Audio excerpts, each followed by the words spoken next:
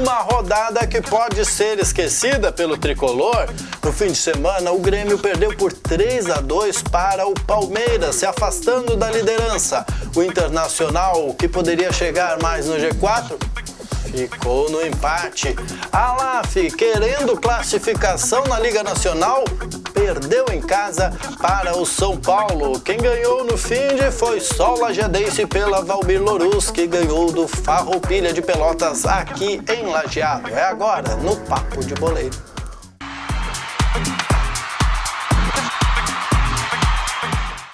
E o fim de semana na Liga Nacional tinha tudo para a LAF jogar-se para a zona de classificação, Diogo Botti, se não entrar, pelo menos bater a porta.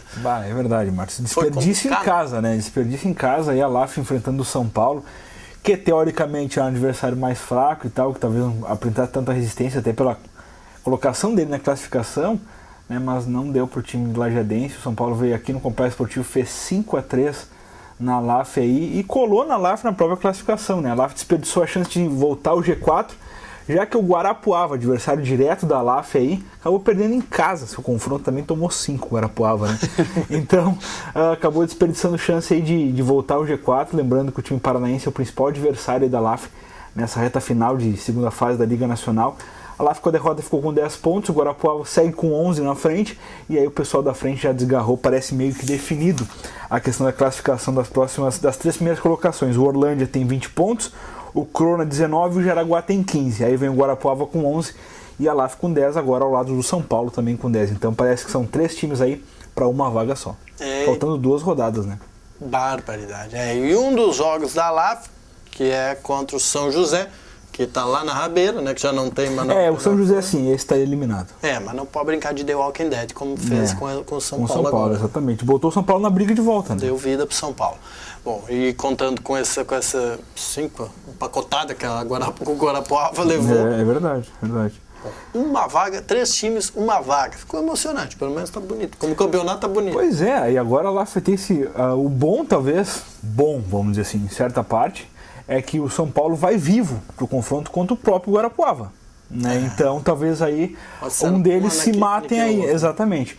Então a LAF tem um confronto ainda contra o São José, aqui em Lajeado, no Complexo, e aí sai na última rodada contra o Crona, já classificado. É isso aí, então nós vamos acompanhar e você vai, lógico, participar e lotar ginásio para poder dar essa força para o time do técnico Giba, que está indo tão longe, né? E o time do Luiz Fernando Vinck, Luiz Carlos Vinck. Luiz Fernando é a Copa, Luiz Fernando Costa. Luiz Carlos Vinck ganhou neste fim de semana pela Valmir Louruz, uma outra coisa, muita competição, muitos nomes. Gente, é muito nome. Pela Copa Valmir Louruz, o time do Luiz Carlos Vinck venceu nesse fim de semana, venceu o Farroupilha de Pelotas. O jogo foi aqui. Vitória de 3-1 do Lajadense, que praticamente coloca a equipe na próxima fase, né? Foi rally, Diogo Botti? Foi boa aquático quase, né? O estádio Vesul realmente naquela monte de água que caiu no sábado, acabou a partida acontecendo por lá mesmo. Né, realmente, o que se viu pouco futebol e muita água, né? Mas no final o Lajadense conseguiu aí manter a supremacia, fez 3-1 no time do Farroupilha e praticamente se classificou aí. Lembrando que a Copa Valmir Louruz tem um processo diferente da Luiz Fernando Costa, que é em processo de mata-mata. A Valmir Louruz não, é questão de grupos, classificam os 5 dos 6, se eu não me engano. Então a gente brigando direto aí para não ficar na 6ª colocação, acabou praticamente garantindo a sua vaga aí na próxima fase. Faltando acho que apenas 2 rodadas para o término dessa primeira etapa aí dessa competição. Falando em classificação, aí voltando à Liga, na outra chave tem 2 gaúchos, tem a Soeva e a CBF. A CBF já estava garantida na vida, né? E a Soeva estava garantida joguinho de agora aí na televisão, 19h15, clássico gaúcho na Liga. Hein? É isso aí, a Soeva então já garantindo classificação para terceira fase. Aí o bicho é grande, né? Aí ficam só 8, né, Diogo? Ficam só 8, é a fase de mata-mata. Bom, voltando ao Lajadense, o Lajadense jogou essa partida agora no fim de semana, também já começa a se preparar para receber o Central de Caruaru pela Série D do Campeonato Brasileiro. Dia 27 esse jogo, mas Marcos, lembrando de antes, tem um jogo decisivo pela Luiz Fernando Costa agora, no meio da semana contra o São José, a partida de volta. O meu primeiro jogo foi 1-1 lá em Porto Alegre, a gente volta a jogar em casa aqui para garantir a classificação. Bacana que é aqui, né? Será que joga o time principal? O Bojo ainda não se sabe nada sobre na verdade não tem muita... Não foi falado até porque o grupo retornou e tudo mais, então fica os titulares, alguns titulares jogaram no final de semana, outros não, acabaram poupados, mas é amanhã mesmo que os caras devem definir a equipe aí que vai a campo nessa partida contra o São José. Muito bem. Olha, foi o fim de semana de desperdiçar a oportunidade, né? O Grêmio Porto Alegrense, o Bote, a hora de subir, o momento de chegar na finaleira, freou. É brincadeira, né? O Grêmio sentiu os desfalques, né, Márcio? Isso aí ficou evidente. A questão da defesa, o próprio goleiro. Novamente o Thiago não foi bem. Acabou pecando pelo menos 2 lances de gols do Palmeiras, né? O Palmeiras fez 3-2 aí. O Luan mais uma vez foi o destaque do tricolor, fez os 2 gols aí do Grêmio. Mas realmente o Grêmio sentiu o peso aí da temporada, vamos dizer assim. A questão do desgaste físico dos jogadores e tudo mais, não teve Juliano, não teve o Jeromel que segue machucado, não teve o Maicon, questão do goleiro também, o Marcelo Goleiro também ficou no departamento médico, então o Grêmio sentiu os desfalques e acabou caindo para o bom time do Palmeiras que faz muito gols, mas toma também um monte, né? E aí, vitória palmeirense 3-2, aí o que mantém o Palmeiras vivo no G4 aí, passou São Paulo, passou o Flamengo, que também tiveram rodadas ruins, e o Palmeiras agora é o 4º colocado atrás do próprio Grêmio. Sabe aquela vaguinha que tinham 5 atrás dela? Palmeiras, o Verdão levou a melhor, Palmeiras né? pulou na frente nessa rodada aí, exatamente. E quem também tinha a chance é o Inter, né? Que desperdiçou em casa, né? Também, entrando na linha dos desperdícios do fim de semana, o Internacional jogou em casa contra um Figueirense, na zona de rebaixamento. Exatamente. E empatou. Não conseguiu. Esse time do Argel, a gente pensou que pudesse ter uma coisa diferente hein, por já conhecer os atletas, mas o certo é que o Inter fez um bom primeiro tempo, mas no segundo tempo parece que não entrou em campo. O Figueirense tomou contrapartida, podia ter vencido inclusive o jogo, apenas buscou o empate já na etapa final. O Inter desperdiçou ótima chance de encostar. Em caso de vitória, ficaria com 43 pontos, aí coladinho na 5ª colocação do próprio Palmeiras. Agora com um empate ficou com 41 no 7º lugar aí, mas final de semana é pedreira contra o Santos lá em São Paulo, que é um jogo dificílimo, mano. Falar em Santos, Diogo Bosch, tu acha que garfiaram o Santos? Ou tudo aquilo foi real? Contra quem que o Santos jogou? Contra o Corinthians, o líder, né? O Corinthians. E tem que deixar o líder lá em cima, né? 5 pontos, continua à frente. Realmente, é muito complicado esse negócio. Teve o expulso errado, segundo o árbitro, não, né? O árbitro? Ele reclamou, eu botei autoridade máxima, né? Então... Não teve nada a ver com pênalti o cartão. Pênalti foi de fato, né? Isso não é... isso aí, cara. Realmente, eu acho que o que tu vai achar de argumento pra um jogo desses aí, né? Tipo, tu vê muita coisa, principalmente nas rodadas passadas e tal, acaba ficando... O problema é que é só pra um, né? Tipo, não dá pra dividir esse bolo aí, como é que faz ali, propina, alguma coisa assim, não dá. Vamos dividir, né, mano? É só pra um time, mas fica difícil, né? Mais uma vez aí o Corinthians beneficiado na rodada, abriu 5 pontos do Atlético Mineiro, abriu 9 de novo do Grêmio, né? Praticamente a taça na mão aí, pode entregar já, né? Então nós terminamos a 27ª rodada, tem mais 11, mas buscar 5 pontos é complicado. 9 então? Eu acho que o Grêmio tem impossível vai se manter aí no G4, né? Claro, a matemática tá aí para isso, mas realmente tem que ser uma campanha muito, muito superior. No caso, a irregularidade dentro da competição vai existir sempre, né? Empatando em jogo, perdendo, ganhando. E se manter assim, nós já temos desenhado o campeão. Tem que acontecer uma reviravolta muito grande para as coisas acontecerem. O Inter também, eu digo a mesma coisa em relação ao G4. O Inter com esse empate em casa contra o Figueirense expressou uma ótima chance de seguir muito vivo. Hoje o Inter tá vivo, né? Tá ali, por aparelhos, vamos dizer assim.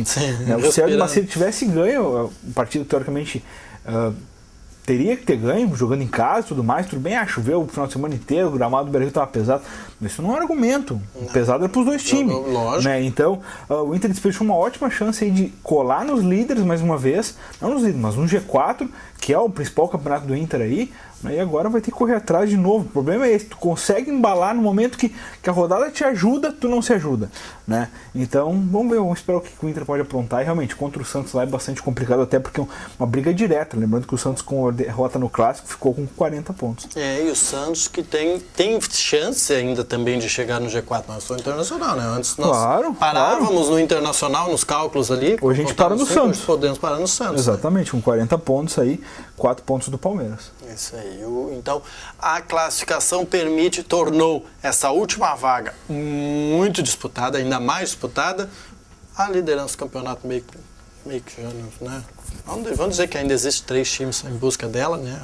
Para não deixar... Eu já fico com 2 agora. Dois? Eu já fico com 2. Eu acho que o Grêmio ficou complicada a situação. Se falar a questão do Vasco para sair do rebaixamento, 7 pontos também é coisa praticamente de Messias, assim, Noé, aquela coisa toda.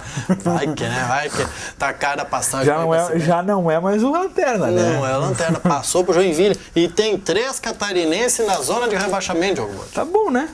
São 4, 3 ali. Tá bom, jogaram demais, muito Catarina esse ano brasileiro. Tá na hora de...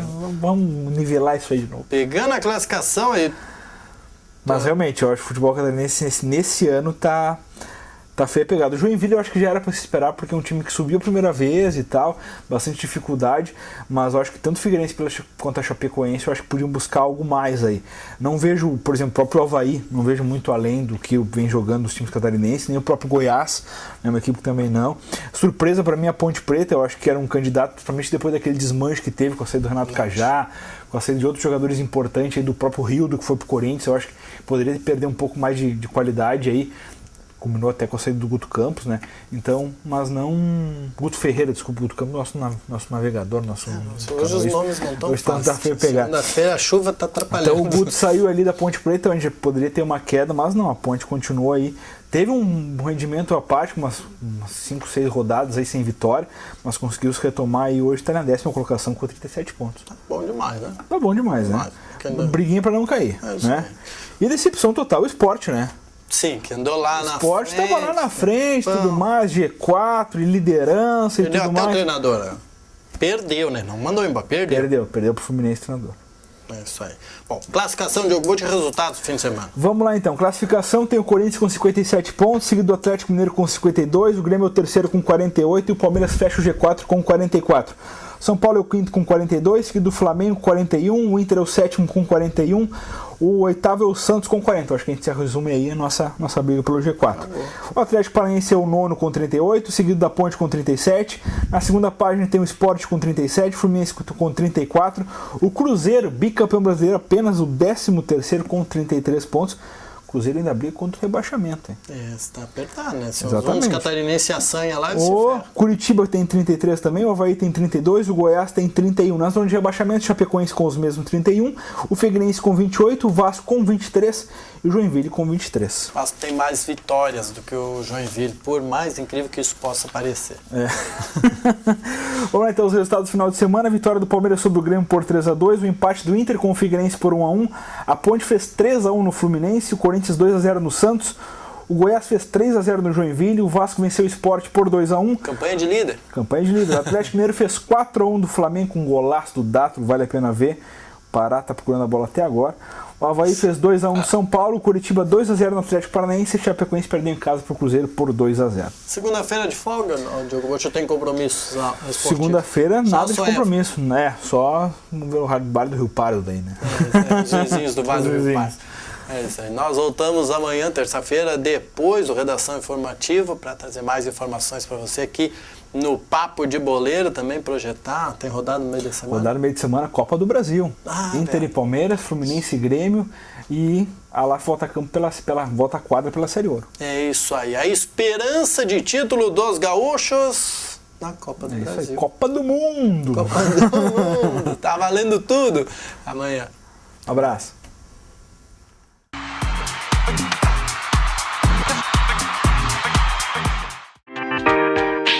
TV Informativo.